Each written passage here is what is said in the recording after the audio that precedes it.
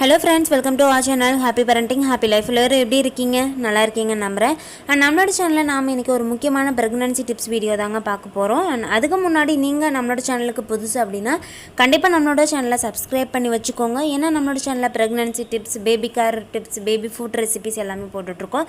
So இந்த மாதிரியான tips எல்லாமே உங்களுக்கு ரொம்ப யூஸ்ஃபுல்லாக இருக்குங்க. சரி வாங்க நம்ம இன்றைக்கி வீடியோக்குள்ளே போயிடலாம்.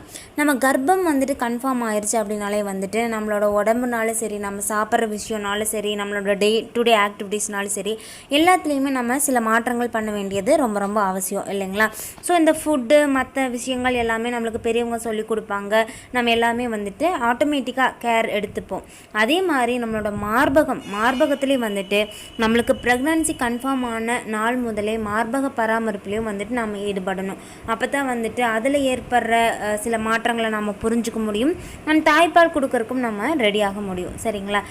இப்போ நம்ம என்ன பார்க்க போகிறோம் அப்படின்னா, உங்களுக்கு ப்ரெக்னன்சி கன்ஃபார்ம் ஆயிடுச்சு அப்படின்னாலே நீங்கள் என்ன பண்ணணும் அப்படின்னா, ஆக்சுவலி நம்மளோட மார்பகத்தில் சில மாற்றங்கள் ஏற்படும்.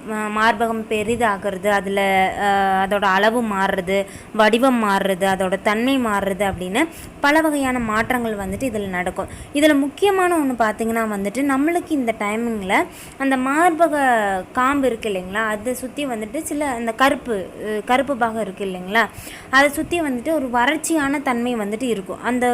அந்த ஸ்கின் பார்த்திங்கன்னா ரொம்ப மென்மையானது, ரொம்ப மெல்லிஸான ஒரு ஸ்கின் டைப் தான் அங்கே இருக்கிறது. ஸோ அது ஏற்கனவே வறண்டு இருக்கும். இந்த டைமிங்கில் நீங்கள் சோப்பு யூஸ் பண்ணி குளிக்கிறீங்க அப்படின்னா எக்ஸ்ட்ரா அது வறண்டு போயிடும். அப்படி வறண்டு போகிறப்போ உங்களுக்கு அதை மார்பகம் ரொம்ப அரிப்பெடுக்கும். அந்த கருப்பு பகுதி இருக்கீங்களா, அதை சுற்றி நல்லா அரிப்பெடுக்கும். நீங்கள் அந்த அரிக்கிறப்போ அதை போட்டு சொரிஞ்சிங்க அப்படின்னா அதில் வெடிப்பு ஏற்படுறதுக்கு, புண்ணாகிறதுக்குலாம் சான்சஸ் இருக்குது. ஸோ நீங்கள் ப்ரெக்னன்சி உங்களுக்கு கன்ஃபார்ம் ஆயிடுச்சு அப்படின்னா நல்லா வெந்தண்ணி ஊற்றி, அதாவது சுடுதண்ணி ஊற்றி நல்லா மசாஜ் பண்ணி குளிங்க. சோப்பு அந்த இடத்துல யூஸ் பண்ணுறதை தவிர்த்துருங்க. அது அழுக்கு இல்லாமல் பார்த்துக்கலாமே ஒழிஞ்சிட்டு அதில் சோப்பு போட்டு ரொம்ப தேய்ச்சி சோப்பு போட்டால் தான் அழுக்கு போகும் அப்படிங்கிற மாதிரி எதுவுமே இல்லைங்க. ஸோ அந்த மாதிரியான விஷயங்கள் பண்ணிடாதீங்க. அது அரிப்பு ஏற்படுத்தும், உங்களை ரொம்ப சங்கடப்படுத்தும். சரிங்களா? இது முக்கியமான ஒரு டிப்ஸுங்க, நீங்கள் ஃபாலோ பண்ண வேண்டியது. அதே மாதிரி அடுத்தது என்ன பார்த்தீங்கன்னா, நீங்கள் ஒரு நாளைக்கு 2 டைம், காலையிலே சரி, காலையில் குளிக்கிறீங்கன்னா காலையில் குளித்ததுக்கப்புறம் நைட்டு தூங்குறதுக்கு முன்னாடி ஏதோ ஒரு ஆயில், கோகோனட் ஆயிலோ இல்லை ஏதோ ஒரு மாய்ஸ்சரைசர் போட்டு நல்லா அதை தூட்டி ஒரு 1 செகண்ட் 2 மார்பகத்துலேயுமே மசாஜ் பண்ணுங்கள். அந்த கருப்பு பகுதியை சுற்றி மசாஜ் பண்ணுங்கள். ஏன்னா நான் ஆல்ரெடி சொன்ன மாதிரி அது ரொம்ப மென்மையான ஸ்கின் டைப் இருக்கிற ஏரியா. ஸோ நீங்கள் அதில் சோப்பு யூஸ் பண்ணக்கூடாது. டெய்லியும் ஆயில் போட்டு மசாஜ் பண்ணிக்கிட்டீங்க அப்படின்னா அதில் ஏற்படுற அந்த வறண்ட தன்மையை உங்களால் சரி செய்ய முடியும். ஸோ அந்த அரிப்பு எடுக்கிறது, வெடிப்பு, அந்த மாதிரி பிரச்சனைகள் எதுவும் இருக்காது. நீங்கள் கொஞ்சம் ரிலாக்ஸ்டாக இருக்கலாம் அந்த மாதிரி பிரச்சனைகள் இல்லாமல். அடுத்ததாக பார்த்தீங்கன்னா உங்களோட ஃபஸ்ட்டு, அதாவது 5th மந்த், 5வது மாதத்துல இருந்துட்டு 4வது மாதம் கடைசியில் 5வது மாதத்துலலாம் இந்த மார்பகத்தில் ஏற்படுற மாற்றங்கள் நீங்கள் கண் கூட பார்க்க ஆரம்பிப்பீங்க.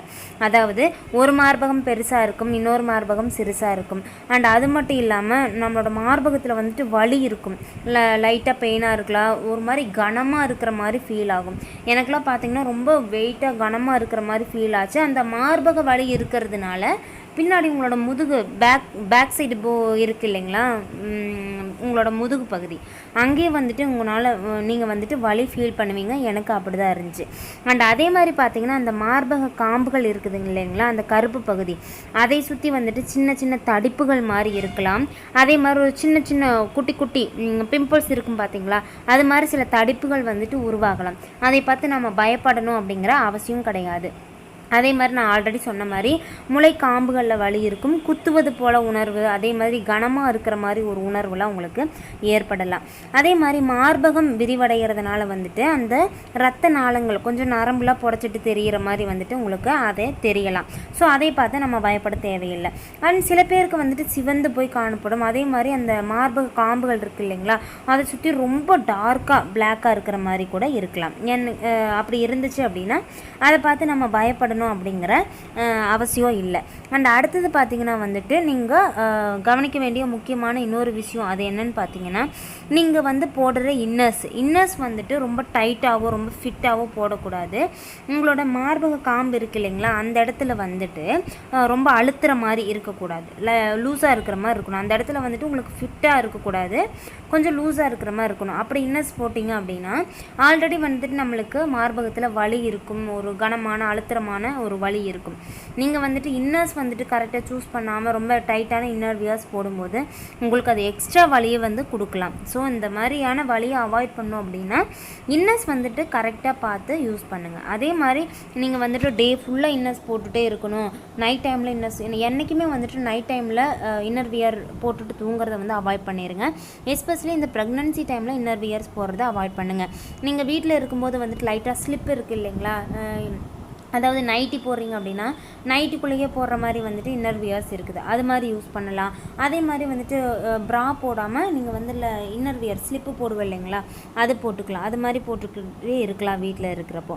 அண்ட் அடுத்தது பார்த்திங்கன்னா வந்துட்டு எஸ் அந்த வறட்சிகள்லாம் இல்லாமல் இருக்கணும் அப்படின்னா வந்துட்டு ஆயில் மசாஜ் பண்ணலாம். நான் இதை ஆல்ரெடி வந்துட்டு உங்களுக்கு சொல்லியிருக்கிறேன். அண்ட் அடுத்தது பார்த்திங்கன்னா வந்துட்டு லாஸ்ட் ட்ரைம்ஸ்டர், அதாவது 9வது மாதத்தில் 8வது மாதம் கடைசி இந்த டைமிங்லாம் வந்துட்டு உங்களோட மார்பகத்தில் வந்துட்டு லைட்டாக திரவம் கசியலாம், மஞ்சள் கலர்லையோ இல்லை ஒயிட் திரவம் கசியுங்க. அது வந்துட்டு நம்மளோட மார்பகம் தாய்ப்பால் கொடுக்கறதுக்கு ரெடி ஆகிட்டு இருக்குது அப்படின்னு சொல்லி அர்த்தங்க. அவ்வளோதாங்க. இந்த கருமையாக இருக்கிறதுலாம் வந்துட்டு இந்த ஹார்மோன் சேஞ்சஸ்னால தான் இது ஏற்படுது. அண்ட் இந்த மார்பகத்தில் ஏற்படுற மாற்றங்கள் எல்லாமே வந்துட்டு நம்மளோட டெலிவரிக்கு அப்புறம் வந்துட்டு அதுவாக காலம் போக போக அதுவே சரியாயிடும், பழைய நிலைமைக்கு வந்துடும். இதெல்லாம் வந்துட்டு தற்காலிகமானதாக, இதை பார்த்து நம்ம ஒரி பண்ணணும் அப்படிங்கிற அவசியம் கிடையாது. ஓகேங்க, கண்டிப்பாக இந்த டிப்ஸ் உங்களுக்கு யூஸ்ஃபுல்லாக இருக்குன்னு நம்புகிறேன். நான் வேறொரு நல்ல தகவலோடு உங்களை மீட் பண்ணுறேன். அண்ட் கண்டிப்பாக நீங்கள் நம்மளோட சேனலை சப்ஸ்கிரைப் பண்ணி வச்சுக்கோங்க. Thank you friends.